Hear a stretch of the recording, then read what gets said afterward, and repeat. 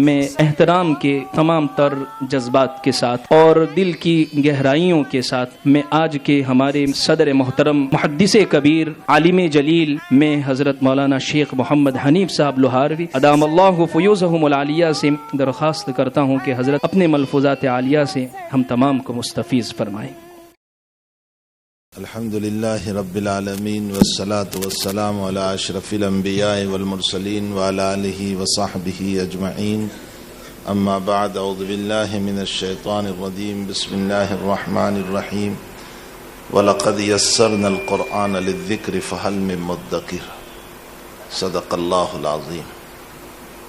واجب التکریم حضرات علماء کرام، بزرگوں، بھائیوں، دوستوں، عزیزوں، میں نے سورہ قمر کی ایک چھوٹی سی آیت پڑھی۔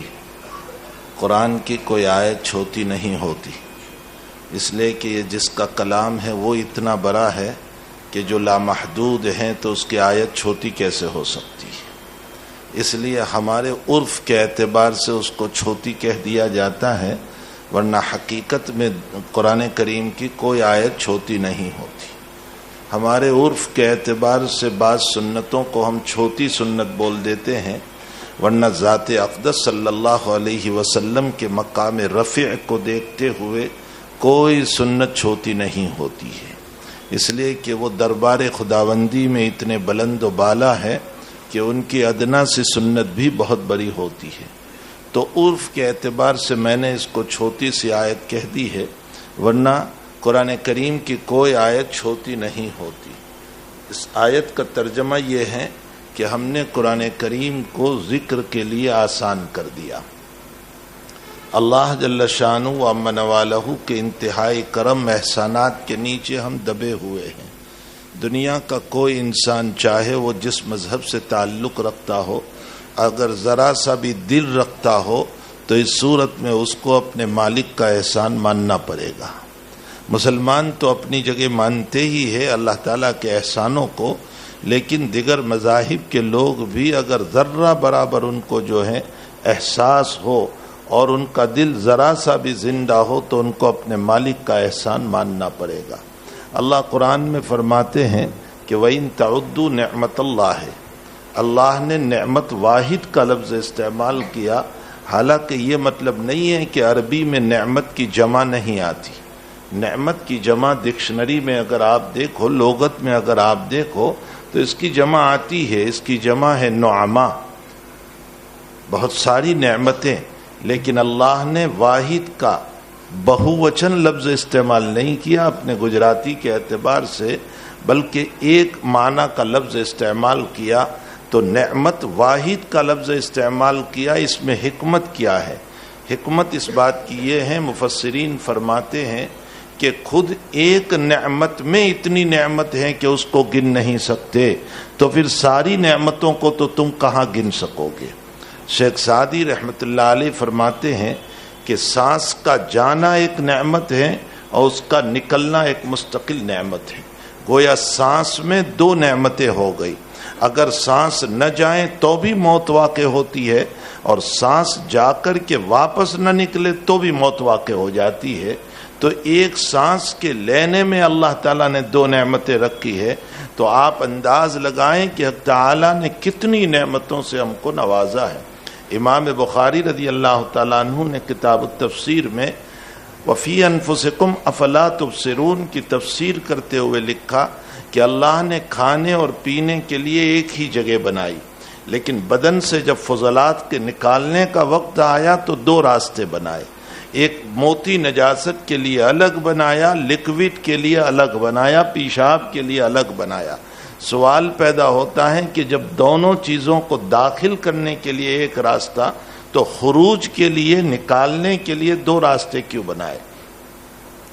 امام بخاری علیہ الرحمہ فرماتے ہیں کہ اگر اللہ خروج اور نکالنے کے لیے ایک راستہ بناتا تو پھر وہ تو موتی نجاست نکلنے کا راستہ ہوتا۔ ظاہر سی بات ہے کہ لکوڈ ہر وقت نکلتا رہتا، پیشاب ہر وقت نکلتا رہتا، اور انسان کبھی پاک نہیں ہو سکتا تھا، اور اللہ اپنے بندے کو پاک اور صاف ستھرا رکھنا چاہتے تھے، اس لیے اس نے دو راستے بنائے۔ وَفِي أَنفُسِكُمْ أَفَلَا تُبْصِرُونَ، کیا تم غور نہیں کرتے ہو تمہاری باڈی میں خود اللہ کی وحدانیت اور اللہ کی توحید کے دلائل ہیں.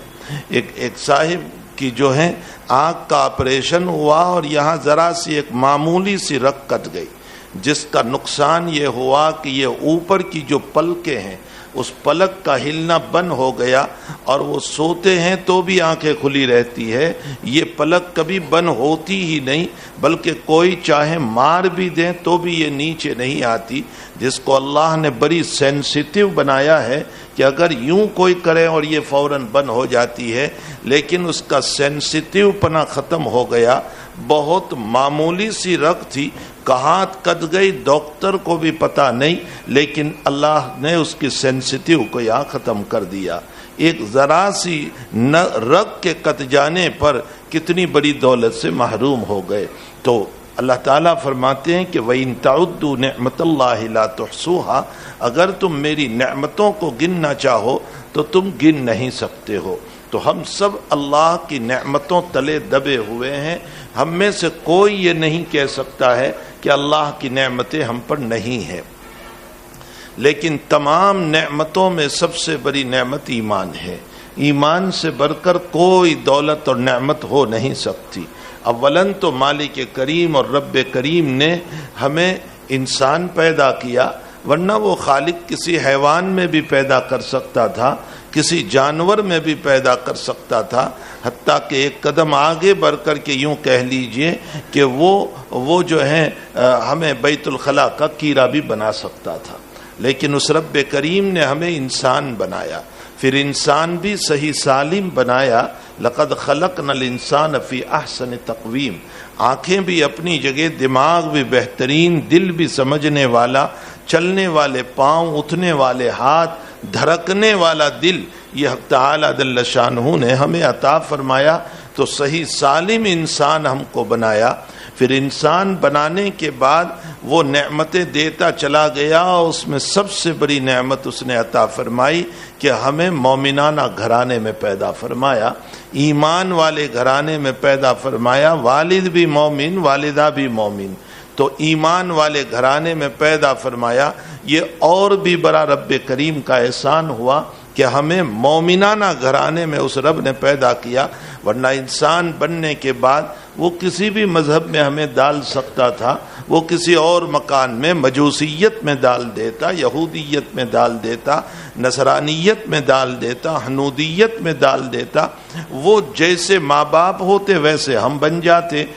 کل مولود یولد علی الفطرہ فابواہ یہودانہ او ینصرانہ او یمجسانہ. ہر بچہ فطرت اسلام لے کر کے پیدا ہوتا ہے. یہ مسلم مسئلہ ہے کہ ہر بچہ فطرت اسلام لے کر کے پیدا ہوتا ہے. پھر اس کے والدین جس مذہب سے تعلق رکھتے ہیں، اس کے گھر کا ماحول اس کو ایسا بنا دیتا ہے. میں نے آج دوپہر میں وہاں ہمارے دارالعلوم خرور کے جلسے میں کہا کہ حضرت مدنی نور اللہ مرکزہ سے اس حدیث شریف کے تحت میں طالب علم نے اشکال کیا. اشکال یہ کیا کہ حضرت یہ تو اللہ تعالیٰ نے فطرت اسلام پر انسان کو پیدا کیا، تو آزاد کیوں پیدا نہیں کیا؟ اللہ آزاد پیدا کر دیتا، وہ جو چاہتا اختیار کرتا. یہ فطرت اسلام پر کیوں پیدا کیا اس کو؟ تو حضرت مدنی رحمت اللہ علیہ نے جواب دیا. حضرت مدنی رحمت اللہ علیہ تھے، اللہ تعالیٰ نے بڑے علوم سے نوازا تھا اور تواضع کا پیکر تھا. وہ بڑی عجیب و غریب شخصیت تھی، تواضع کا پیکر تھا، اور استاذ کا اتنا خادم تھا کہ جب حضرت شیخ الہند کو کالے پانی کی سزا ہوئی اور مالٹا کے جیل میں ڈالے گئے. مالٹا ہندوستان میں نہیں ہے، وہ مصر کے قریب ہے. کالے پانی کی سزا جب دی گئی تو حضرت مدنی نے فرمایا کہ میری بھی سزا سنا دو، میں اپنے حضرت کے ساتھ رہوں گا. اور 6 سال حضرت مدنی نور اللہ مرکزہ جو ہیں وہ جب کالے پانی میں رہے ہیں سزا کے طور پر، تو اس موقع پر حضرت مدنی رحمت اللہ علیہ بھی ساتھ رہے. اپنے استاذ محترم کے لیے ٹھنڈے پانی کا، گرم پانی کا نظام نہیں اور سخت سردی کا زمانہ تھا، تو مدنی رحمت اللہ علیہ کانچ کی بوتل میں پانی رکھتے تھے اور رات بھر دبا کر کے بیٹھے رہتے تھے. بدن کی حرارت سے پانی گرم تو نہیں ہوتا تھا لیکن قابل وضو بن جاتا تھا. تو حضرت جب تہجد میں اٹھتے تھے تو وضو کروایا کرتے تھے. لیکن یہ بھی عجیب و غریب مسئلہ ہوا کہ شیخ الہند کا انتقال ہوا اور عاشق شیخ الہند وہ اس وقت موجود نہیں. حضرت جو ہے کلکتہ کے سفر پر تھے اور شیخ الہند رحمۃ اللہ علیہ کا انتقال ہوا. حضرت شیخ ماں زکریا صاحب رحمۃ اللہ علیہ نے لکھا ہے کہ لوگوں نے فوراً ہر اسٹیشن پر ٹیلی گرام کرنا شروع کیا کہ کسی بھی اسٹیشن پر ہو تو واپس آ جائیں. لیکن حضرت کو کوئی، چونکہ ٹیلی گرام کا زمانہ تھا، حضرت کو کوئی ٹیلی گرام میسر نہیں ہوا اور آپ کلکتہ پہنچ گئے. تب جا کر ٹیلی گرام میسر ہوا، واپس آئے. لیکن تدفین میں دیری ہو رہی تھی. حضرت شیخ الہند کو دفن کر دیا گیا. 11 سے 12 دن تک حضرت مدنی رحمۃ اللہ علیہ کسی سے بات ہی نہیں کرتے تھے. یعنی وہ سخت طاری ہو گیا تھا اپنے شیخ کے انتقال کے اوپر. تو عاشق زار تھا حضرت شیخ الہند مولانا محمود الحسن صاحب رحمۃ اللہ تعالی علیہ کا. تو رات بھر یوں دبا کر بیٹھے رہتے تھے. حضرت مدنی نے ایک واقعہ لکھا کہ ہم جس بریک میں تھے، جس روم میں تھے، ہمیں جہاں رکھا گیا تھا، وہاں انہوں نے ایک دن ایک زہریلا سانپ چھوڑ دیا. اب اندھیرا تھا، موم بتی ذرا سی جلتی تھی، بس اور کچھ تھا نہیں. سانپ چھوڑ دیا تاکہ ہماری موت ہو جائے، وہ ہمیں کاٹ لے. جب تہجد کے لیے اٹھتے ہیں، یہ کوئی من گھڑت کہانیاں میں آپ کو نہیں سنا رہا ہوں، یہ میں ناول نہیں سنا رہا ہوں، یہ کوئی بناوٹی اور جھوٹے قصے نہیں سنا رہا ہوں. اس ملک کے ذرے ذرے کے لیے قربانی دینے والوں کے حالات سنا رہا ہوں. جب سانپ چھوڑ دیا گیا تو خطرہ تھا کہ وہ کاٹ لے اور انتقال ہو جائیں. تہجد کے لیے جب اٹھا تو دیکھا کہ کالا ناک پڑا ہوا ہے. حضرت مدنی رحمۃ اللہ نے حضرت سے فرمایا کہ حضرت سانپ ہے بیٹھا ہوا، نہ معلوم اب چھوٹا سا روم، کیا معلوم، ظاہر سی بات ہے کہ جب چھوٹا سا روم ہوتا ہے تو سانپ حملہ کر دیا کرتا ہے. حضرت شیخ الہند نے فرمایا کہ چھوڑ دو اس کو اپنے حال پر، وہ بیٹھا ہوا ہے، ہم اپنے کام میں لگ جائیں. یعنی تہجد میں لگ جائیں. بس تہجد میں لگ گئے اور تہجد کے بعد ذکر کرنے لگے. حضرت مدنی رحمۃ اللہ علیہ فرماتے ہیں واقعات طیب ایک کتاب ہے جس میں حکیم الاسلام قاری طیب صاحب نور اللہ مرقدہ نے ان واقعات کو جمع کیا ہے. اس میں یہ واقعہ لکھا ہوا ہے کہ حضرت شیخ الہند اور حضرت مدنی جب ذکر کے لیے بیٹھے ہیں اور الا اللہ پر ضرب لگا کر جب گردن کو ہلاتے تھے تو سانپ بھی اپنا سر اٹھا کر کے زمین پر مارتا تھا. حقیقت یہ ہے کہ من کان للہ کان اللہ لہ، جب کوئی اللہ کا ہو جاتا ہے تو پھر اللہ بھی اس کا ہو جاتا ہے. پھر وہ قید خانوں کے اندر بھی اللہ تعالیٰ ان کی نصرت اور ان کی مدد کیا کرتا ہے. تو حضرت مدنی نور اللہ مرقدہ ایک طرف تو یہ جو ہے مجاہد تھے جو اس ملک کے لیے دوڑ رہے تھے، اور دوسری طرف ان کے علم کا چرچا اور اللہ تعالیٰ نے جو علوم منکشف فرمائے تھے. طالب علم نے سوال کیا کہ حضرت آزاد کیوں پیدا نہیں کیا، فطرت اسلام پر کیوں پیدا کیا؟ فرمایا کہ ہمارا وجود ہوا اور اللہ کی توحید کو ماننا یہ وجودی صفت ہے اور کفر و شرک کرنا یہ سلبی صفت ہے. تو وجود والوں کو وجود عطا فرمائے گا، وہ سلبی صفت کیوں دے گا؟ معلوم ہوتا ہے کہ توحید دی، کفر اور شرک پر پیدا نہیں فرمایا. بہرحال یہ وہ جواب ہے جو اگلے اکابر کی کتابوں میں بھی ہمیں کہیں نہیں ملتا ہے. تو خیر، میں تو یہ سنا رہا تھا کہ میرے بھائیوں، اللہ تعالیٰ کی ان گنت نعمتیں ہمارے اوپر ہیں اور ان نعمتوں کے سلسلے میں، ان نعمتوں کے نیچے ہم سب دبے ہوئے ہیں. ان نعمتوں میں سب سے بڑا انعام اللہ تعالیٰ کا اور بڑی نعمت یہ ایمان ہے. ایمان کی حفاظت بے حد ضروری ہے، بے حد ضروری ہے. روٹی اور چٹنی پر زندگی گزر سکتی ہے، چٹائی پر سو کر زندگی گزر سکتی ہے، مصائب کے ساتھ زندگی گزر سکتی ہے، بیماریوں کے ساتھ زندگی گزر سکتی ہے، لیکن بغیر ایمان کے زندگی نہیں گزر سکتی ہے. اس لیے کہ بے ایمان بن کر کے ہم دنیا سے جب جائیں گے تو پھر وہ دائمی جہنم ہے، وہ قبر بھی جہنم بنے گی، وہ حشر بھی جہنم بنے گی، اور اس کے بعد تو جہنم کا لامحدود جو ایک زمانہ ہے جس کے اندر کبھی نکلنا نہیں ہے. اور اگر انسان کو حق تعالی جل شانہ کے جہنم کے تذکرے پڑھنا ہو تو سورہ ہمزہ کو پڑھ لیں، ویل لکل ہمزۃ لمزہ الذی جمع مالا وعدد، فرمایا کہ غیبت کرنے والے اور برائیاں کرنے والے اور کینہ رکھنے والے، ہمزۃ لمزہ کا یہ ترجمہ ہے جنہوں نے مال جمع کیا، الذی جمع مال وعدد، اور اس کو گنتے رہے، اور ان کا گمان یہ تھا کہ وہ ہمیشہ دنیا میں رہنے والے ہیں، اخلد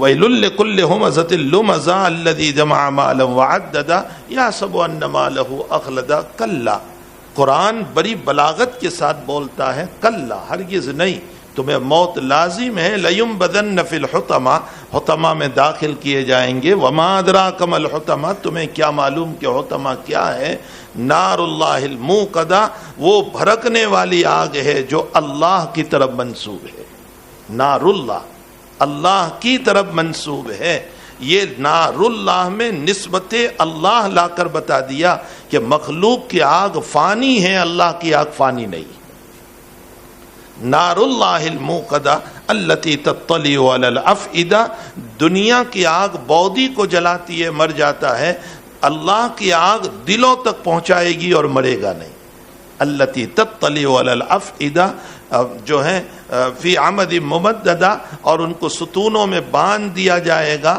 اور علیہم موصدہ، فرمایا ہم اوپر سے دروازے کو بند کر دیں گے، اس کی مثال کوکر کی ہے کہ کوکر میں چیز کو رکھ کر کے بند کر دیا جاتا ہے، یہ جہنم کا نقشہ اللہ نے کھینچا ہے، تو اگر اللہ کی جہنم کو دیکھنا ہو تو پھر اس آیت، قرآن بہت بلاغت کے ساتھ جو ہے بیان کرتا ہے، عجیب و غریب بات ہے، قرآن میں بڑا ربط ہے، دیکھیے تعالی جل شانہ نے فرمایا اپنے پیغمبر صلی اللہ علیہ وسلم کو، میں ایک ربط کی صفت بتاؤں کہ قرآن میں کیسا ربط ہے، اپنے پیغمبر صلی اللہ علیہ وسلم کو فتح مکہ کے موقع پر یوں فرمایا کہ اذا جاء نصر اللہ والفتح ورأیت الناس يدخلون فی دین اللہ افواجا، فرمایا جب لوگ جماعت کی جماعت اسلام میں داخل ہونے لگے اور فتح نصیب ہو جائیں تو تمہارا کیا کام رہے گا، تمہارا مشن پورا ہو گیا، پیغمبر آپ کا کام پورا ہو گیا، اس لیے کہ مکے میں جب ایمان آ گیا تو مکہ پوری دنیا کی ماں ہے، ام القریٰ میں ماں آیا ہے تو ساری دنیا میں ایمان جائے گا، تو اب آپ کا کام کیا ہے، آخرت کی تیاری کیجئے، فسبح بحمد ربک واستغفرہ، نبی جیسے نبی کو جو معصوم ہے، مغفور ہے، ان کو استغفار کا کہا گیا، تو ہمیں تو بطریق اولا استغفار کرنا چاہیے۔ میرے بھائیوں، موجودہ دور میں جو حالات چل رہے ہیں، جو مصائب ہمارے سامنے ہیں، جو پریشانیاں ہمارے سامنے ہیں، جو تکلیفیں ہمارے سامنے ہیں، اور جو چاروں طرف سے جو ہے ظلم و تشدد کے نشانے پر ہم بنائے جا رہے ہیں، اس وقت میں کامیابی کے ہمارے پاس دو ہی راستے ہیں، ایک راستہ اتباع سنت ہے اور ایک راستہ دوسرا جو ہے وہ استغفار ہے، یہی دو راستے ہیں ہمارے پاس۔ اتباع سنت کرو گے تو اللہ کے محبوب بنو گے، اور اللہ یجتبی الیہ من یشاء، اللہ جس کو چاہتا ہے اپنی طرف کھینچ لیتا ہے، اور کھینچتا اس کو ہے جو نبی کی اتباع کرنے والا ہوتا ہے، اور جب اللہ ہم کو اپنا محبوب بنا لے گا تو محبوبوں کو ظلم کے حوالے نہیں کرے گا، ٹیمپرری اور وقتی طور پر ظلم آ گیا لیکن پھر تعالی جل شانہ رحمت کے دروازے کھول دے گا۔ تو ایک تو اتباع سنت ہے، ہمارے جوانوں کے بال دیکھو کیسے بال کٹواتے ہیں، جو سراسر اتباع نبوت کے خلاف ہے، ان کا لباس دیکھو تو وہ لباس پہنتے ہیں اسکول میں جاتے ہوئے۔ کسی نے مفتی سعید صاحب رحمۃ اللہ علیہ سے کینیڈا میں سوال کیا تھا کہ اولاد کی تربیت کیسے کرنی چاہیے اور اس کا کیا طریقہ ہے، حضرت نے چھوٹا سا جملہ فرمایا، ٹوپی پہناؤ اور جبہ پہناؤ۔ تو سائل نے پھر سوال کیا کہ اس کا کیا مطلب حضرت، ٹوپی اور جبہ پہناؤ تو تربیت؟ فرمایا ٹوپی اور جبہ پہناؤ گے روزانہ تو کم سے کم احساس رہے گا کہ میں مسلمان ہوں، میں مومن کا بچہ ہوں، یہ احساس رہے گا اس کو۔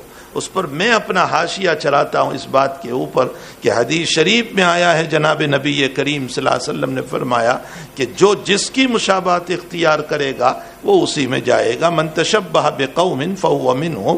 جو جس کی اس کی ایک موٹی سی مثال میں دیتا ہوں اپنی طرف سے کہ دیکھیں ایک مرد ہے, اچھا خاصا مرد ہے, اور وہ اگر زنانہ لباس پہننا شروع کر دے, عورتوں کا لباس پہننا شروع کر دے اور عورتوں کی طرح چال اختیار کرنے لگے, تو چند دنوں میں وہ اپنے آپ کو عورت کی طرح کمزور محسوس کرے گا, اپنے آپ میں عورتوں جیسی صفت کو پائے گا. حالانکہ وہ اچھا خاصا مرد ہے, وہ عورت نہیں ہے, لیکن اپنے آپ کو زنانہ لباس کی مشابہت کی بنیاد پر وہ اسی طرح اپنے آپ کو کمزور محسوس کرے گا. یہ کمزوری کا احساس اس کے لباس نے دلایا ہے. ظاہر سی بات ہے کہ زنانہ لباس پر عورت کا مزاج جب آ جاتا ہے تو جس کا لباس اختیار کرو گے وہی لباس اور وہی ذہنیت وہ ہمارے بچوں کی بنتی چلی جائے گی. نتیجہ یہ نکلے گا کہ یہ مغربی تہذیب کا عاشق بنے گا اور محمد الرسول اللہ سے دور ہو جائے گا. اسی لیے ہمیں اپنی اسکولوں کی ضرورت ہے, جن اسکولوں میں ہمارا یونیفارم پہنایا جائے, اس کے سر پر ٹوپی ہو, اس کا لباس والا جبہ ہو, ہماری بچی کے سر پر دوپٹہ ہو, اور ہماری بچی جو ہے وہ بالکل اس لباس کے ساتھ جائیں کہ مکمل لباس اس نے پہنا ہو. رب قاسیۃ فی الدنیا عاریۃ فی الآخرہ. دنیا میں بہت ساری لباس پہننے والی عورتوں کو قیامت میں اللہ لباس جنت سے محروم کر دے گا. اس کی وجہ کیا ہے؟ فرمایا یا تو وہ عورت مراد ہے جس نے اتنے ٹائٹ کپڑے پہنے, جیسے آج کل فیشن بنی ہوئی ہے کہ انتہائی ٹائٹ کپڑے پہنتی ہے جس سے بدن کا ابھار نظر آتا ہے. اجنبیوں کے سامنے, شوہر کے سامنے ساری باتوں کی اجازت ہے, لیکن اجنبیوں کے سامنے سارا بدن اس کا نظر آتا ہے. اللہ اس کو لباس جنت سے محروم کر دے گا. یا پھر اس سے وہ عورت مراد ہے جس نے اتنے باریک کپڑے پہنے کہ اس کا بدن اندر سے نظر آ رہا تھا, جس کی بنیاد پر اللہ اس کو محروم کر دے گا. یا اس سے وہ عورت مراد ہے جس نے مختصر لباس پہنا, شارٹ لباس پہنا, اور اس کے بدن کا کئی حصہ جو ہے وہ نظر آنے لگا, اللہ لباس جنت سے اس کو محروم فرما دیں گے. بعض لوگ یہ سوال کر لیا کرتے ہیں کہ جنت تو گویا تم اس انداز کی بیان کر رہے ہو کہ وہ پکنک کی جگہ ہیں, وہ فلاں ہیں, وہ فلاں ہیں. حقیقت یہ ہے کہ ان کا ایمان قرآن پر نہیں ہے. یہ اللہ کی نعمتیں ہیں, ان نعمتوں پر تم کو اشکال ہے. اور یہ ایک مسئلہ اور سمجھ لیں کہ اصل مطلوب جنت نہیں ہے, اصل مطلوب تو اللہ کی رضا ہے. اور اسی لیے اللہ کے حبیب پاک صلی اللہ علیہ وسلم نے انی اسألک رضا کا والجنہ کا لفظ کہا ہے. مطلوب جو ہیں وہ اللہ کی رضا ہے, لیکن رب جب راضی ہوتا ہے تو انعام دیتا ہے. جیسے مولانا طاہر صلی اللہ علیہ وسلم نے جن بچوں کو ایک بیٹھک میں نشست میں قرآن سنا دیا تو ان کو انہوں نے راضی ہو کر کے اپنی طرف سے انعام دیا. انعام مطلوب نہیں ہے, استاذ کی رضا مطلوب ہے. ٹھیک اسی طرح اللہ کی رضا مطلوب ہے. یہی وجہ ہے کہ ہماری دعاؤں میں اور انبیاء اور اولیاء کی دعا میں یہی بہت بڑا فرق ہے کہ انبیاء اور اولیاء کی دعاؤں میں مقصود رضائے رب ہوتا ہے اور ہماری دعاؤں میں مقصود نعمت ہوا کرتی ہے. ہم جب جنت کا سوال کرتے ہیں تو اس کا مطلب ہمیں جنت کی نعمت سامنے ہے, اور انبیاء اور اولیاء جب دعا کرتے ہیں تو مقصود جنت نہیں ہے بلکہ مقصود اللہ کی رضا ہے. البتہ اللہ نے یہ فرمایا کہ میں راضی ہوتا ہوں تو جنت عطا کرتا ہوں. جنت میری رضا کا نتیجہ ہے اور جہنم میری ناراضگی کا نتیجہ ہے. تو مقصود اصلی تو اللہ کی رضامندی ہے اور اللہ کی ناراضگی سے پناہ چاہنا ہے. یہی فرق ہے ہمارے اور انبیاء کرام علیہ الصلوۃ والسلام کی دعاؤں کے اندر اور اولیاء کرام علیہ السلام, اولیاء کرام جو ہے رحمہم اللہ تعالیٰ کی دعاؤں کے اندر. تو خیر میں یہ کہہ رہا تھا کہ جنت اللہ کی نعمتوں سے بھرپور ہے, لیکن اللہ تعالیٰ لباس جنت سے ان عورتوں کو محروم کر دے گا جو عورتیں دنیا میں اس طرح کی زندگی گزارتی ہے. اس لیے ہماری بچیوں کا لباس جو ہے ہمیں وہ پہنانا چاہیے جس سے بری ہو کر کے اس کو یہ احساس ہو کہ میں مومنہ ہوں,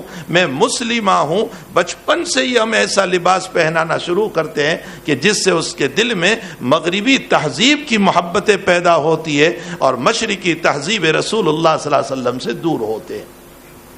تو یہ ایک اصلاح کا بہت بڑا طریقہ ہے کہ ان کے لباس کو صحیح کیا جائے، اور یونیفارم جب بنایا جائے تو وہ صحیح طور پر ہو. لیکن یہ جب ہی ہو سکتا ہے جب اسکولیں ہماری ہوگی اور نظام ہمارے ہاتھوں میں ہوگا. ہماری شادیوں میں جو اسراف ہوتا ہے، جو فضول خرچیاں ہوتی ہے، علمان الحفیظ صرف یہاں کی بات نہیں ہے، آپ ہر جگہ پورے گجرات میں چلے جاؤ کہ شادیوں میں جو اسراف کیا جاتا ہے، جو فضول خرچیاں کی جاتی ہے. ابھی ایک نکاح ہوا، قریباً 1 مہینہ ہوا، پر انسان یعنی پر آدمی 4000 کی ڈیش تیار کی گئی اور انہوں نے 4000 آدمیوں کو دعوت دی. اب 4000 کو 4000 میں گن لیجئے کتنے پیسے ہوئے. انسان 4000 کا کھاتا نہیں ہے، وہ 200 روپے کا کھاتا ہے، وہ 300 روپے کا کھاتا ہے. باقی 3500 روپے جو ہیں گاربیج میں گئے، کچرا پیٹی میں گئے، ڈسٹ بین میں گئے. اولن تو ہم نے نعمت کی اللہ کی ناشکری کی، دوسرا اس کو پھینکا گیا تو یہ بھی اللہ کی ناشکری ہوئی، اور تیسرا اسراف اور فضول خرچی ہوا. یہ تیسرا اللہ تعالیٰ مسرفین کو پسند نہیں فرماتے ہیں، لا يحب المسرفین، اللہ تعالیٰ مسرفین کو پسند نہیں فرماتے ہیں. اور چوتھی بات، ہم نے اپنے پیسوں کو بچایا ہوتا تو ہماری بچیوں کے اور نکاح میں، یا غریبوں کے نکاح میں، یتیموں کے نکاح میں، بیواؤں کے نکاح میں، یا ان لوگوں کی مدد کے اندر ان کے بچوں کو پڑھانے میں، ان کی تعلیم میں، اسکولوں کے بنانے کے اندر ہمارا پیسہ صرف ہوتا. لیکن علمان الحفیظ، ہمارا اسراف، ہماری فضول خرچیاں، اور ہم جو اس وقت جو ہیں حالات میں چلنے کے باوجود ابھی تک ہمیں یہ احساس پیدا نہیں ہو رہا ہے کہ ہماری اولاد کا مستقبل کیا ہوگا. ایمان رہے گا یا نہیں رہے گا ایک بہت بڑا مسئلہ ہے. ایمان کو بچانے کے لیے نظام اسکول کی ضرورت ہے تاکہ اس کے اندر توحید کے ساتھ ان کو جو ہے عصری تعلیم دی جائے اور عصری تعلیم ان کو پڑھائی جائے. بہرحال میرے بھائیو، یہ ایک بہت بڑا موضوع ہے جس پر بولنے کی اور امت کو بیدار کرنے کی ضرورت ہے. اور اب تو میں نے آج دوپہر میں بھی کہا، اب تو گناہوں پر ہم کیا کلام کریں کہ چوری اور زنا یہ ہو رہا ہے، یہ ہو رہا ہے. اب تو مسئلہ یہ ہے کہ ارتداد پہ لوگ آ چکے ہیں، یعنی اس سے بھی بڑھ کر کے اوپر لوگ مرتد ہوتے چلے جا رہے ہیں. کبھی بچیاں مرتد ہو رہی ہے، کبھی بیٹا مرتد ہو رہا ہے، کبھی جو ہے ہمارا جوان مرتد ہوتا جا رہا ہے، ردت پھیلتا چلا جا رہا ہے. اور ہمیں ہے کہ ہم اپنی عیاشیوں سے، اپنی غفلتوں سے نکلنے کے لیے تیار نہیں. معلوم نہیں ابھی اللہ کون سا کورا ہم پر برسائے، کون سا عذاب ہم پر اتر جائے کہ پھر ہم کو غفلت سے بیداری ملے گی. حقیقت حسن بصری رحمت اللہ علیہ سے کسی نے کہا کہ حضرت میں بہت نصیحت کرتا ہوں لیکن کوئی سن ہی نہیں رہا ہے. تو حسن بصری نے فرمایا، سوئے ہوئے کو بیدار کیا جاتا ہے، مرے ہوئے کو بیدار نہیں کیا جاتا. ہمارے ضمیر مر چکے ہیں، ہمارے دل مر چکے ہیں. چاہے لاکھوں باتیں ہوتی رہے، تقریریں ہوتی رہے، ممبر سجتا رہے، علماء جو ہیں چلا چلا کر کے کہتے رہیں، لیکن ہم کریں گے وہی جو ہمارے نفس کا ہے. افرائیت من اتخذ الہہ ہوا، کیا نہیں دیکھا ان لوگوں کو جنہوں نے اپنی خواہشات کو جو ہیں اپنا معبود بنا لیا ہے. افرائیت من اتخذ الہہ ہوا واضلہ اللہ علی علم وختم علی قلبہ وسمعہ وجعل علی بصرہ غشاوہ. یاد رکھو، اگر خواہشات ہی کی اتباع ہوتی رہی تو ایک وقت آئے گا کہ ایمان سے نکال کر اللہ کفر کا مہر ایسا لگا دے گا کہ دوبارہ ایمان میں لوٹنے کی توفیق نہیں ہوگی. اللہ ہم سب کی حفاظت فرمائے، اپنے ایمان کا تحفظ کریں، اپنے ایمان کو بچائیں، اپنی نسلوں کے ایمان کو بچائیں، ان کی زندگی کو بنانے کی فکر کریں. کہیں ایسا نہ ہو کہ ہم تو لا الہ الا اللہ پڑھتے ہوئے قبر میں چلے گئے اور یہ ہماری اولاد مرتد ہو کر کے قیامت کے دن جب رب کریم کے سامنے حاضر ہوئی اور انہوں نے استغاثہ یہ کر دیا کہ میرا باپ ذمہ دار ہے اس کا، میری ماں ذمہ دار ہے اس کی، تو نہ میرا روزہ مجھ کو بچا سکے گا، نہ میری نماز مجھ کو بچا سکے گی، نہ میرا حج مجھ کو بچا سکے گا، نہ میری تہجد مجھ کو بچا سکے گی. اس لیے کہ قو انفسکم میں یہ امر وجوب کے لیے ہے.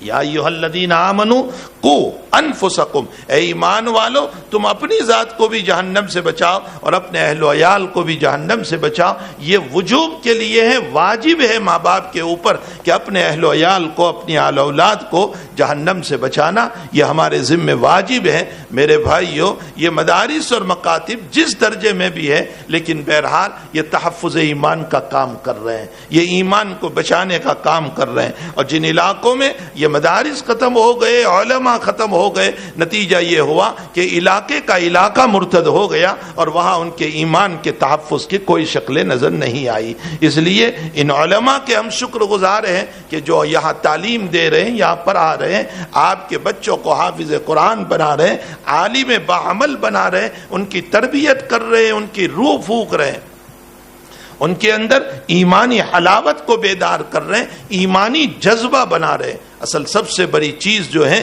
وہ ایمانی جذبہ بنانے کی ہے۔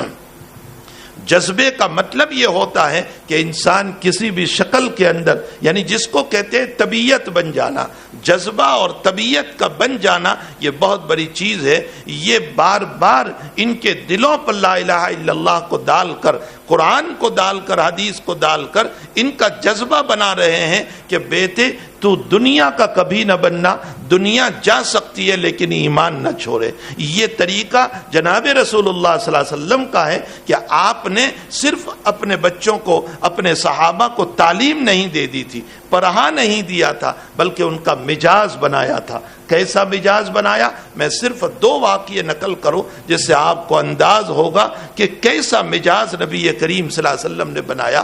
احد کا میدان ہے اور اس کے اندر ایک بھائی اپنے بھائی کے لیے جو زخم کھا کر کے پڑا ہوا ہے، یہ پانی لے کر کے اپنے بھائی کے پاس جا رہا ہے پلانے کے لیے۔ اتنے میں دوسرا ساتھی جو زخم کھایا ہوا ہے، مار کھایا ہوا ہے، وہ آہ کرتا ہے تو یہ بھائی کہتا ہے بھائی پہلے اس کو پلا دے پھر بعد میں مجھے پلانا۔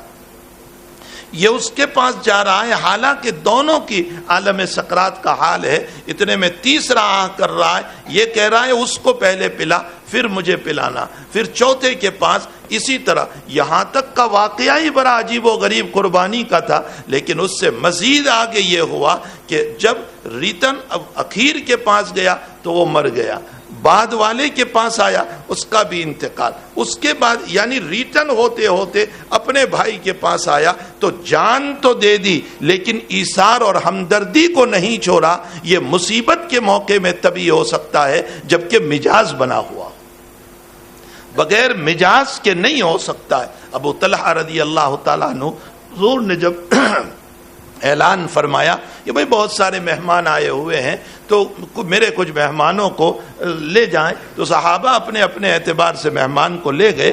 ابو طلحہ رضی اللہ تعالیٰ عنہ بھی مہمان کو لے آئے، بیوی سے پوچھا کہ گھر میں کچھ کھانا ہے، بہت مشہور واقعہ ہے، تو بیوی نے کہا بچوں کے بقدر ہے۔ فرمایا کہ بچوں کو بہلا کر سلا دے۔ فرمایا پھر بھی آپ اور مہمان کھائیں اتنا نہیں ہے۔ فرمایا کہ ہم جب کھانے بیٹھے تو چراغ درست کرنے کی غرض سے آ جانا، تو چراغ درست کرنا، اندھیرا ہو جائے گا، میں منہ ہلاتا رہوں گا، مہمان کھا لے گا۔ ایسا ہی کیا، بچوں کو سلا دیا اور سلا دینے کے بعد مہمان کے ساتھ کھانے بیٹھے اور چراغ درست کرنے کی غرض سے آئی بیوی اور چراغ کو بجھا دیا۔ حضرت ابو طلحہ منہ ہلاتے رہے اور مہمان نے پیٹ بھر کے کھا لیا۔ صبح فجر میں جا رہے ہیں اور اللہ کے حبیب ایک آیت سنا رہے کہ رات میں مجھ پر آیت نازل ہوئی، یؤثرون علی انفسہم ولو کان بہم خصاصہ، اپنے پیٹ کو بھوکا رکھا اور دوسروں کے لیے قربانی دے دی۔ یہ تبھی ہو سکتا ہے جبکہ انسان کا مزاج بنایا گیا ہو۔ اسی لیے حضرت شاہ عبدالعزیز صاحب رحمۃ اللہ علیہ نے تفسیر عجیزی میں لکھا ہے کہ پہلا ہے جو ہے انصاف، اور دوسرا جو ہے احسان، اور تیسرا جو ہے ایثار۔ یہ 3 طبقے ہیں۔ انصاف کا مطلب یہ ہوتا ہے کہ یحب لأخیہ ما یحب لنفسی، جو اپنے لیے پسند کرو وہ اپنے بھائی کے لیے پسند کرو۔ میں میرے لیے عزت چاہوں تو آپ کے لیے بھی، میں میرے لیے علم چاہوں تو آپ کے لیے بھی، میں میرے لیے جو ہے دولت چاہوں تو آپ کے لیے بھی، میری بیٹی کا اچھی جگہ طے ہو تو آپ کی بیٹی کا، آپ کی اولاد کا بھی، میں اسی طرح۔ اس کو انصاف کہا جاتا ہے۔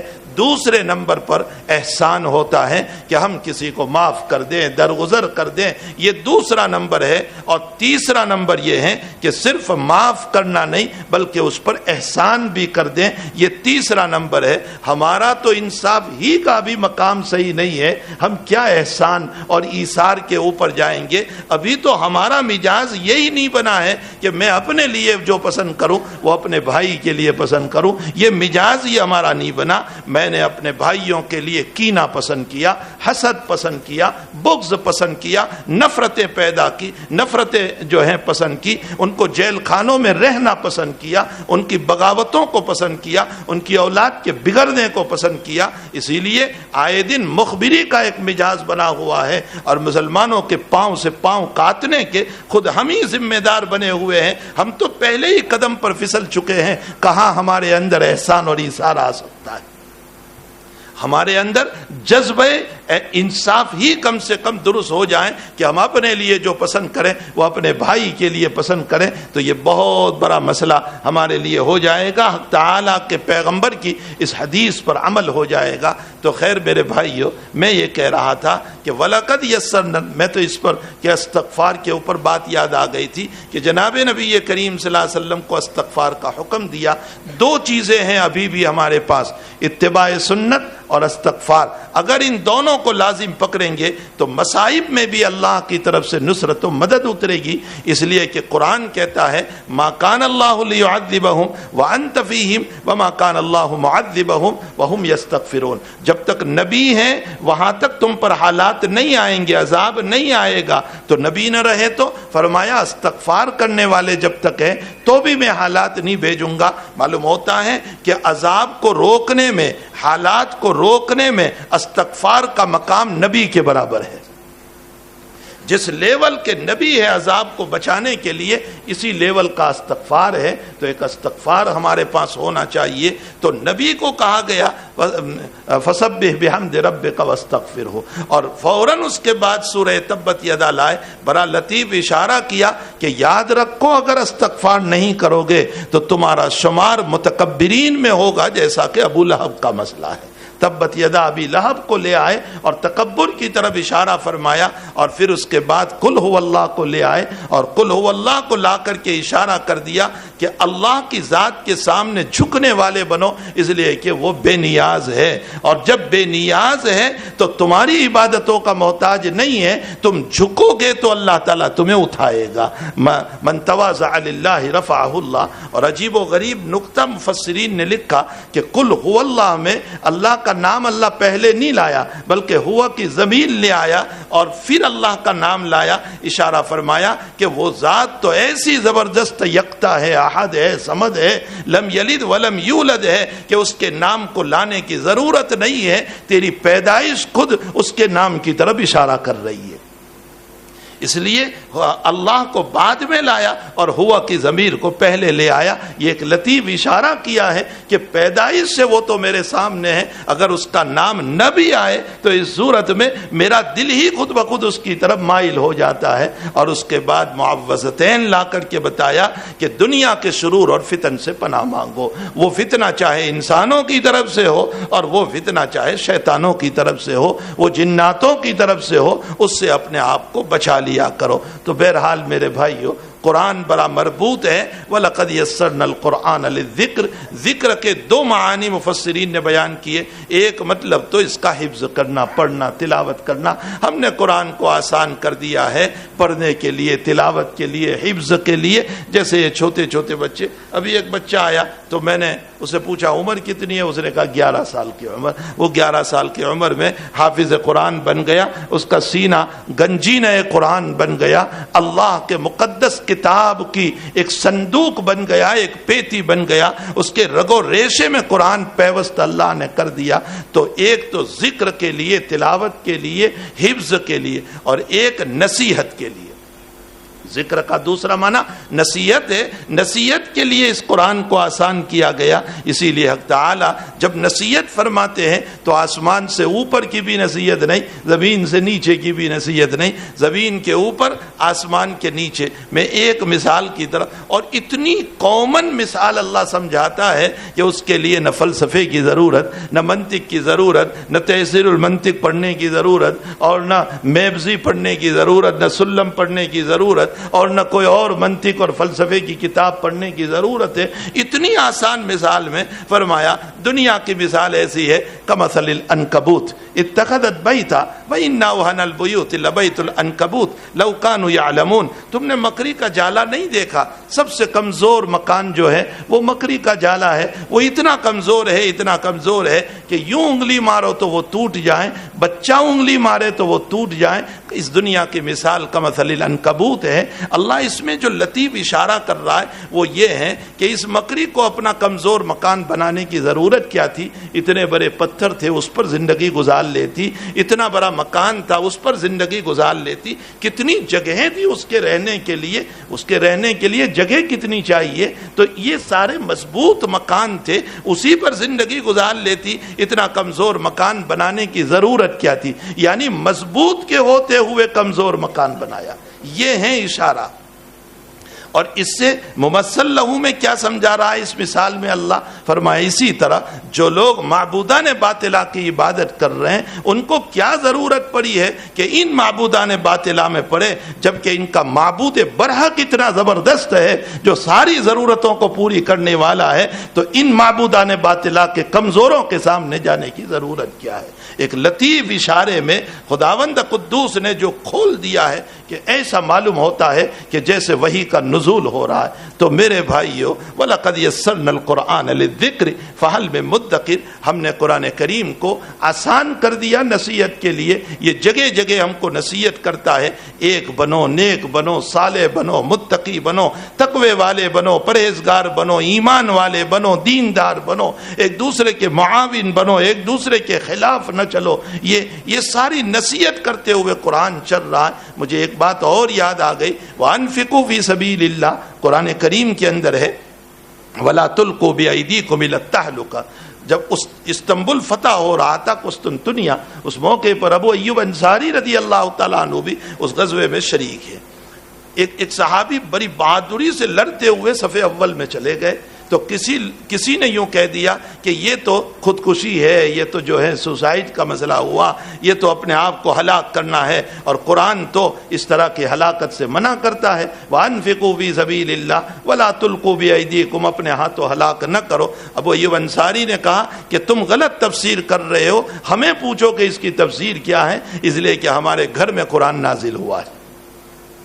پہلا شرط مدینۃ المنورہ آنے کے بعد اعجاز و اکرام اور مہمانی کا جن کو نصیب ہوا وہ حضرت ابو ایوب انصاری رضی اللہ تعالیٰ عنہ ہے. اور جب تک حضرت کے مکانات نہیں بنے تھے حضرت ابو ایوب انصاری ہی کے مکان پر رہے. یہ اعجاز کسی صحابی کو نصیب نہیں ہوا جو ابو ایوب انصاری رضی اللہ تعالیٰ عنہ کو نصیب ہوا. فرمایا ہم سے پوچھو. اسی لیے ہم کہتے ہیں کہ صحابہ پہلے شاگرد ہیں، اس لیے تفسیر وہی معتبر ہوگی جو صحابہ نے ہم کو سمجھائی ہے. منمانی اور جو ہے خواہشات والی تفسیر معتبر نہیں ہوگی. بہرحال ابو ایوب نے اس کی تفسیر فرمائی کہ یہ تفسیر نہیں ہے جو تم سمجھے ہو. اس کی تفسیر تو یہ ہے کہ مسئلہ یہ ہوا کہ جب اسلام کی فتوحات ہوئی اور فتح مکہ ہو گیا تو ہم انصاریوں نے یہ سوچا کہ چلو اب تو بہت مدد ہم نے کر لی ہے.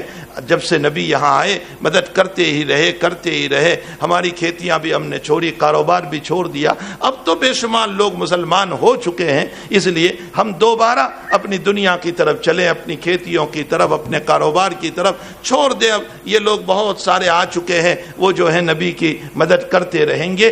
تو اللہ نے آئے ابھی یہ کام ابھی تو سوچا تھا انصار نے، کیا نہیں. ابھی تو خیال سا گزرا کہ ہم اپنے دنیا کی طرف اب چلیں، جو ہماری کھیتیاں برباد ہے، جو ہماری دکانیں ویران، اب ہم ادھر چلیں. اور یہ بہت سارے مسلمان اب ہو چکے ہیں جو مدد کرنے والے ہیں. اللہ نے آیت اتاری وَأَنفِقُوا فِي سَبِيلِ اللَّهِ وَلَا تُلْقُوا بِأَيْدِيكُمْ إِلَى التَّهْلُكَةِ. فرمایا اللہ کے راستے میں جو پہلے کرتے تھے وہ کرتے رہو اور اپنے آپ کو ہلاکت میں نہ ڈالو. کیا ہلاکت یہاں پر ہے؟ وَلَا تُلْقُوا بِأَيْدِيكُمْ. کیا ہلاکت ہے؟ فرمایا اگر تم نے یہ دین کا کام، نصرت نبوی اور دین کی مدد کو چھوڑ دیا اور دنیا کی طرف تم نے رخ کر لیا تو یاد رکھو اللہ تمہیں ناصرین محمدی سے نکال کر ناصرین دنیا کے اندر ڈال دے گا. تمہارا نام اہل دین کے بجائے اہل دنیا کا بن جائے گا، اور جب اللہ تمہارا نام دنیا داروں میں لکھ دے گا تو یہ تمہاری خودکشی ہو جائے گی، تم گویا زندہ ہو کر بھی مر جاؤ گے. یہ تفسیر ہے اس کی. اس لیے جو ہے جو کام دین کا کر رہے ہیں، جو نصرت کر رہے ہیں، جو مدد کر رہے ہیں، وہ کرتے رہو. ہاں اپنی کھیتی اور دنیا بھی آباد کرو، لیکن اس کو بھی نہ چھوڑو. ایک تو یہ موت ہوگی تمہاری، اور یہ موت بڑی خطرناک ہوگی، اس لیے کہ زہر پی کر مرنے والے کی خودکشی اتنی بڑی نہیں ہے جتنی کہ تمہارے دین کی یہ خودکشی ہو جائے گی. آج بھی کچھ لوگ ہیں جن کا ذہن یہ ہے کہ یہ علماء اپنی جگہ محنت کر رہے ہیں، مدرسے والے اپنی جگہ محنت کر رہے ہیں، یہ تبلیغ والے اپنی محنت کر رہے ہیں، اس لیے ہمیں اپنی دنیا میں پڑے رہنا چاہیے اور دنیا بناتے رہنا چاہیے. یہ جماعت والے اپنا کام کر رہے ہیں، یہ مولوی اور مدرسے والے اپنا کام کر رہے ہیں. اگر اسی سوچ کے آپ اور ہم رہیں گے تو نتیجہ یہ ہوگا کہ یہ خودکشی ہے، اور یہ خودکشی اس خودکشی سے بڑی خطرناک ہے جو زہر پی کر کے مر جاتا ہے. اس لیے ہمیں تادم حیات دین کو عام کرنے والے بن کر کے رہنا چاہیے. ان تنصروا اللہ ینصرکم ویثبت اقدامکم. اور دوسری خودکشی اس کے اندر یہ ہو جائے گی کہ اگر تم نے دین کا کام کرنا چھوڑ دیا تو چلو چلہ 4 مہینے کا مسئلہ نہیں، دوسروں میں آپ نہیں گئے، کم سے کم اپنی فیملی کو تو دین سے بچا رہے تھے، اپنے بچوں کو تو بچا رہے تھے، اپنے اڑوس پڑوس کو تو بچا رہے تھے. تم نے جب یہ کام ہی چھوڑ دیا تو نتیجہ یہ نکلے گا کہ تمہاری اولاد بھی آوارہ، تمہاری بیوی بھی آوارہ، تمہارا اڑوس پڑوس ماحول بھی آوارہ. نتیجہ یہ ہوگا کہ دنیا کی بھی خودکشی اور مار ڈالا تم نے، اور اپنے آپ کو بھی تم نے مار ڈالا. یہ اس آیت کا مطلب ہے. وہ جو تم سمجھ رہے ہو وہ مطلب نہیں ہے. وَأَنفِقُوا فِي سَبِيلِ اللَّهِ وَلَا تُلْقُوا بِأَيْدِيكُمْ إِلَى التَّهْلُكَةِ. میرے بھائیو، یہ عظیم المرتبت کتاب، یہ مبارک کتاب جو یہاں پڑھائی جاتی ہے، حق تعالی جل شانہ ان علماء کو اجر عظیم عطا فرمائے، جزائے خیر عطا فرمائے، بہترین بدلہ عطا فرمائے. اور ان کی محنتوں کو، کاوشوں کو میں نے جگہ جگہ جلسوں میں کہا کہ آپ کے لیے بول دینا آسان ہے، اشکال کر دینا علماء پر بہت آسان ہے. ان سے پوچھئے کہ صبح 5 بجے سے لے کر یہ لوگ بیٹھتے ہیں اور رات 8 بجے تک جو ہے ایسے جم کر کے بیٹھتے ہیں. کیا ان کو اپنی مشغولیت نہیں ہے؟ کیا ان کو اپنے کام نہیں ہے؟ کیا ان کی اپنی اولاد نہیں ہے؟ کیا ان کو اپنے بیوی بچوں کے تقاضے نہیں ہے؟ کیا ان کو سیر و تفریح کو جی نہیں چاہتا؟ کیا ان کا دل فرشتوں جیسا ہے کہ جن کے دل میں کبھی کوئی داعیہ ہی پیدا نہیں ہوتا باغ میں جانے کا، گاردن میں گھومنے کا؟ کیا ان کے دلوں میں یہ جذبات نہیں ہے؟ یقیناً جذبات ہے، لیکن امت کے بچوں کو بنانے کے لیے یہ اپنے آپ کو جمائے ہوئے ہیں. میں ان کو 30,000 50,000 بھی تنخواہ دے دوں، یہ کوئی تنخواہ نہیں ہے، اس لیے کہ جو محنت ہے اس کے نتیجے میں یہ کوئی چیز نہیں ہوا کرتی. حق تعالی جل شانہ ان معلمین و متعلمین کو اخلاص کے ساتھ قرآن کریم کو پڑھنے کی، پڑھانے کی ہم سب کو توفیق عطا فرمائے. اللہ اس ادارے کو دن دگنی رات چگنی ترقیوں سے مالا مال فرمائے، اور حق تعالی جل شانہ تمام شرور فتن بلاؤں سے اللہ اس ادارے کی اور جمیع اداروں کی، تمام علماء کی اللہ تعالیٰ پوری حفاظت فرمائے. وہ بچہ جو تاریخ احمد آباد پیش کر رہا تھا، مجھے بڑی خوشی ہو رہی تھی کہ ماشاءاللہ وہ تاریخ احمد آباد کم سے کم تمہارے کانوں میں ڈال دیں کہ تم جس جگہ رہتے ہو وہ مقام اولیاء ہے. یہ اولیاء کا مقام ہے یہاں بڑے بڑے. اور میں سمجھتا ہوں کہ اتنے حالات کے باوجود ہماری یہاں پر حفاظت کا ہونا اور ہمارے الا اللہ اور اللہ اکبر کے نعرے اور صداؤں کا لگنا، یہ ان اولیاء ہی کی برکت ہے، انہی بزرگوں کی برکت ہے کہ اللہ تعالیٰ حفاظت فرما رہے ہیں. تو بہرحال یہ اولیاء کرام کی بستی ہے، بڑی مبارک بستی ہے، جہاں پر بے شمار اکابرین اعظام سوئے ہوئے ہیں، بزرگان دین سوئے ہوئے ہیں، جن کی روحیں جو ہیں وہ تعالیٰ جل شانہ کے دربار میں مقبول ترین ہیں. وہ بزرگان دین یہاں سوئے ہوئے ہیں. الحمدللہ ان بزرگوں کا فیض بھی یہاں پہنچتا رہتا ہے. مجھے تو بہت کچھ باتیں کرنا تھا لیکن میں تھکا ہوا ہوں، کئی راتوں سے میں سویا نہیں ہوں، مسلسل اسفار میں سفروں میں چل رہا ہوں. میں نے تو مفتی طاہر سلمہ کو منع بھی کیا تھا کہ میں نہیں آؤں گا، لیکن ہمارے عزیز اور حبیب جو ہے نا پیچھے بیٹھے ہوئے، وہ ایسے بس گلے میں ہار ڈالتے ہیں، میں ان کے سامنے کچھ بول ہی نہیں سکتا ہوں۔ میں نے سر تسلیم کم کر دیا کہ بھئی آؤں گا، اور یہ ہمارے سپوت ہیں اسی فیضان القرآن کے، تو ظاہر سی بات ہے کہ اس سپوت سے بھی اتنی ہی محبت ہے، اس لیے پھر میں نہ نہیں کہہ سکا۔ حق تعالیٰ جل شانہ ہم تمام کو اخلاص کی دولت سے مالا مال فرمائے، اور حق تعالیٰ جل شانہ شرور فتن سے ہم سب کی حفاظت فرمائے۔ اس مسجد کے، اس مدرسے کے جتنے ذمہ داران ہیں، میں سارے ذمہ داروں کو نہیں جانتا ہوں، اللہ تعالیٰ ان کو اجر عظیم عطا فرمائے، جزائے خیر عطا فرمائے، ان کی عمروں میں برکتیں عطا فرمائے۔ حق تعالیٰ ان کی اس کاوشوں کو، کوششوں کو، محنتوں کو، اور جتنے لوگ ادارے کا تعاون کر رہے ہیں، یہ سب ہم سب کے لیے، ان لوگوں کے لیے صدقہ جاریہ بن جائیں۔ وصلی اللہ علی النبی الکریم برحمتک یا ارحم الراحمین۔ کیا کام ہے؟ درود شریف پڑھ لیں۔ سبحانک اللہم وبحمدک وتبارک اسمک وتعالی جدک ولا الہ غیرک، سبحان اللہ وبحمدہ سبحان اللہ العظیم، سبحان اللہ وبحمدہ عدد خلقہ ورضا نفسہ وزنة عرشہ ومداد کلماتہ۔ اللہم صلی علی سیدنا حبیبنا وشفیعنا وسندنا مولانا محمد وبارک وسلم۔ اللہم ربنا آتنا فی الدنیا حسنہ وفی الآخرۃ حسنہ وقنا عذاب النار وقنا عذاب القبر وقنا عذاب الحشر وقنا عذاب الفقر وقنا عذاب الدین واحشرنا یوم القیامۃ مع المتقین مع الایمان۔ اللہ ہم سب کے گناہوں کو معاف فرما، ہمارے قصوروں سے درگزر فرما، ہماری سیاہ کاریوں سے معافی عطا فرما، ہماری جلوت و خلوت کو معاف۔ اللہ ہمیں عابدین میں سے بنا، ہمیں تائبین میں سے بنا، ہمیں سچے توبہ کرنے والے بنا۔ اللہ قدم قدم پر ہماری نصرت فرما، ذلتیوں سے ہماری حفاظت فرما، ذلتیوں سے ہماری حفاظت فرما، ذلتیوں سے حفاظت فرما، مسجونیت سے حفاظت فرما۔ اے اللہ جو بیچارے غلط مقدمات میں ہیں ان کو نجات عطا فرما، جو مسجون ہیں اللہ ان کو رہائی سبکدوسی نصیب فرما۔ اے اللہ جو بیمار ہیں سب کو شفاء دائمہ مستمرہ عطا فرما، عافیت صحت عطا فرما۔ اللہ جو مرحوم ہو چکے ہیں سب کی قبروں کو نور سے منور فرما، سب کے درجات کو بلند فرما، اعلیٰ علیین میں جگہ عطا فرما۔ اللہ اس مدرسے کو بہت ترقی عطا فرما۔ اے اللہ شرور فتن سے حفاظت فرما، داخلی اور خارجی فتنوں سے حفاظت فرما۔ اللہ ان علماء کی حفاظت فرما، اللہ ان علماء کی حفاظت فرما، اللہ ان علماء کی حفاظت فرما۔ اے الہ العالمین عوام و خواص کی حفاظت فرما، مدارس کی حفاظت فرما، مکاتب کی حفاظت فرما، خانقاہوں کی حفاظت فرما، مرکزوں کی حفاظت فرما، دعوت و تبلیغ کی حفاظت فرما، مرد و عورت کی حفاظت فرما۔ اے اللہ مسلمانوں کے کاروبار کی حفاظت فرما۔ اللہ ہم میں آپس میں اتفاق و اتحاد نصیب فرما، اتفاق و اتحاد سے رہنے کی توفیق عطا فرما۔